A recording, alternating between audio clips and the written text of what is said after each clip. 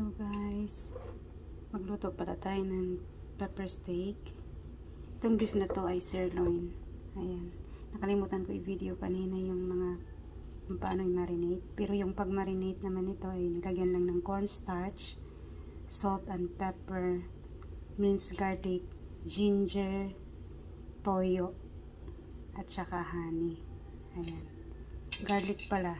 Ayan, marinate lang siya ng mga 30 minutes bago siya lutuin. Ayan, marinate na yan siya guys.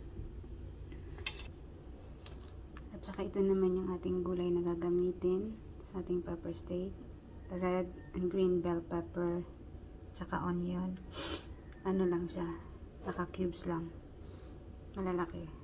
Tapos dapat may celery to, pero walang celery kasi hindi kami nakabili, nakalimutan. Ayan, para naman sa ating slurry guys, sauce natin. Gawin na tsansahin nyo na lang yung tubig. Lagay tayo ng cornstarch kalahati, tapos toyo. Ito, kikuman ang ginagamit ko.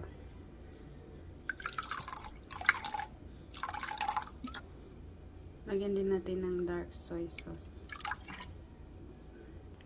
paminta. Lagyan sa natin slurry. Nga pala guys, nakalimutan ko, mag-add pala kayo dito ng chicken powder. Kung wala naman chicken cubes, pwede na yan, i-mix nyo dyan. Mag-fry na tayo guys. Serbat para hindi siya mag-tubig na masyado.